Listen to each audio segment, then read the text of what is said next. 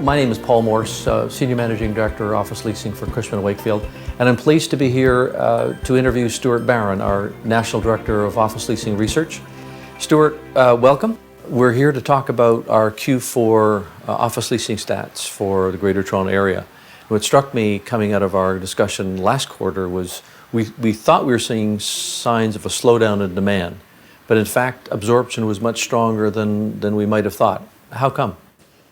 Thanks, Paul. It's great to be here.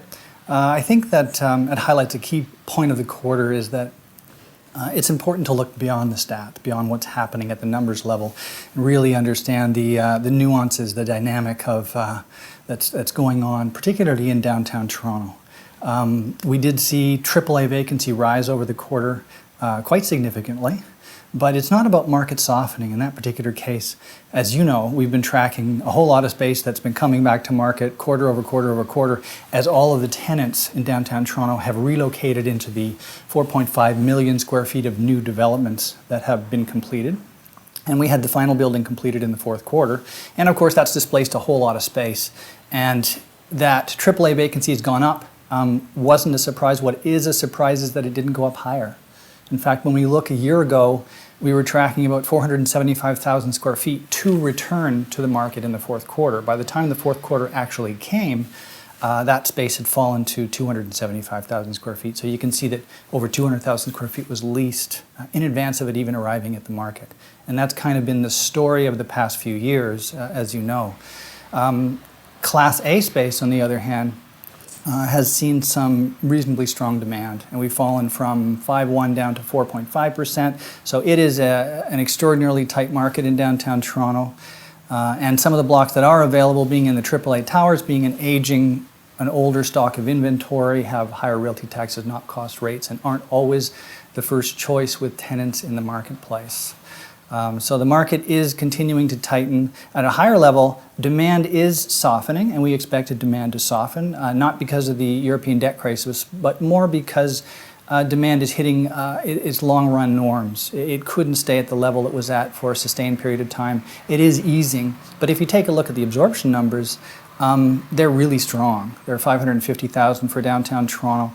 And that was driven more by the arrival of 18 York to the marketplace. So you had, in fact, about 550,000 square feet of tenants relocating into those towers. At the same time, you had certain other transactions that occurred in the marketplace. On an overall basis, demand was easing, but we recorded the absorption in the fourth quarter. So the absorption really reflects stronger demand than actually occurred. Let's talk about new development downtown for a moment. 18 York Street just opened, as you mentioned, and it is the new headquarters for PricewaterhouseCoopers, along with the Royal Sun Alliance and SNC-Lavalin. But there's also an announcement, I understand, this past quarter for Oxford announced a new building, and there's talk of more new buildings. Maybe brief us on where we are on this new development cycle, and is it sustainable in your judgment? Sure. I think that the interesting thing about 18 York coming to market is that it didn't provide any additional vacancy for tenants in the marketplace. It is 100% pre-leased, and about 80% of the tenants moved into that tower in the fourth quarter. And that really is a testament to how well the new developments are being received in downtown Toronto. The towers in general, the 4.5 million square feet that have hit the market, are about 95% leased at this point in time. So it's been a real good news story. Very motivating for tenants who relocated into those towers, and there's a whole lot of asset managers in the background that are very enthusiastic about putting up a tower in what we're seeing right now, which is the ushering in of a new development cycle. And yes, Oxford and CPP, Canadian CPPIB joint venture announced the new tower going up, and it is south of Front Street, interestingly.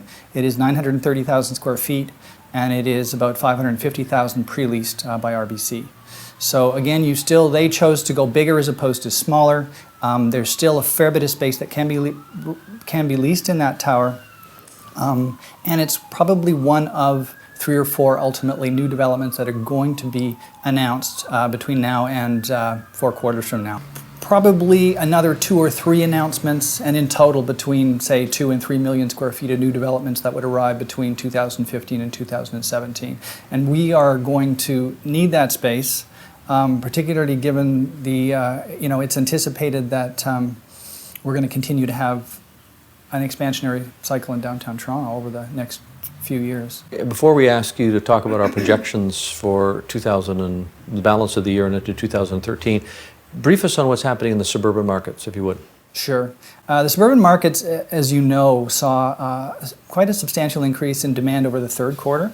And really the question was, would that demand would continue into the fourth quarter? And even though vacancy has gone up a little bit in GTA East and GTA West, it remains pretty tight. In the West, I think we're at 10.3, up from 10.0. In the East, I think we're at 8.6, up from 8.3. So really that's exceptionally tight 3 years after a recession has hit us, particularly given how hard the demand has been hit in the East and West markets. The rise in the markets in vacancy over the fourth quarter should be of no concern for the suburban markets. It is not a reflection of what's happening in Europe right now. It's more a reflection of all the transactions in the marketplace, the juggling of space, the relocating of tenants, the consolidating of companies that are acquiring one another in the suburban markets. And the fallout of space is going to continue. There's an awful lot of action that's happening, particularly in the GTA West, with a number of large tenants that's going to see space absorbed on the one hand, but space displaced from the consolidation of premises on the other hand. So it's going to be good news, I think, on an overall basis, but it's going to be slow growth. It has been a fragile recovery, and we're going to see an increase in momentum and demand in the suburban markets, but it's going to take a little bit of time. So that really leads us to our projections for the balance of the year and into 2013. And a lot of our clients ask the question, with all of the turmoil going on in the marketplace, what do we think is going to happen? And we had, you mentioned some of the new developments that are likely to take place in the next 4 years. What's our view? What's Cushman & Wakefield's forecast for the next 3 to 4 years? Yeah, it's certainly on a lot of people's minds, Paul. I think we're anticipating a slowdown in demand over the next couple of quarters, but we're expecting demand to remain in kind of an expansionary pattern, and that's what we have seen so far. We know that the financial crisis, when it originally hit, was really a suburban phenomenon. The suburbs got hit very hard. Downtown actually did extraordinarily well and had extremely strong demand in markets right across Canada. So it's likely that any fallout from the debt crisis will hit, again, the suburban markets harder than the central markets if it does, in fact, get exacerbated over the second and third quarters. Having said that, what we expect is simply a slowdown in demand, more caution on the part of tenants, more pullback. Maybe hold off on that acquisition right now, maybe not take that expansion space for a couple of quarters. Let's see how things play themselves out.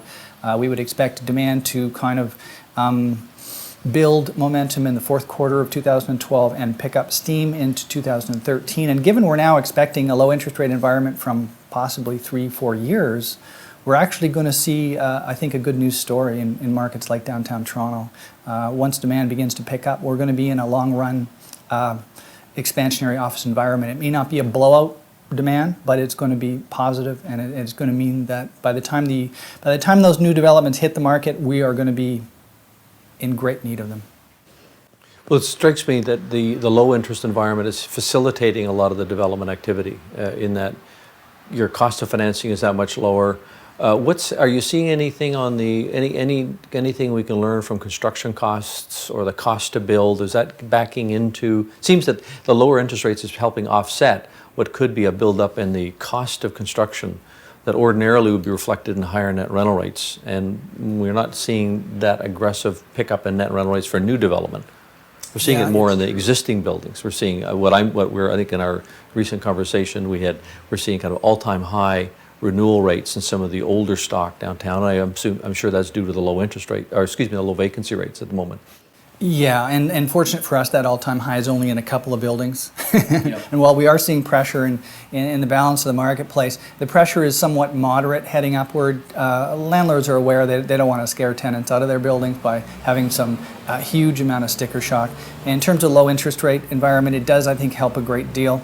During the financing period, particularly for a building, and yes, quoted net effective rates on the new buildings are really surprisingly in control, in the kind of in low 30s kind of an area, and I think that speaks very well to the kind of rental rates that tenants are going to be able to achieve in those new developments, and I think it'll mean a very positive kind of demand environment because we know in certain other markets in the country rental rates are much higher than that. Well done, Stuart. As always, it's very interesting to hear your views and trying to make the stats relevant to our clients. So thank you again for coming and chatting with us about this. Thanks, Paul. I look forward to next quarter.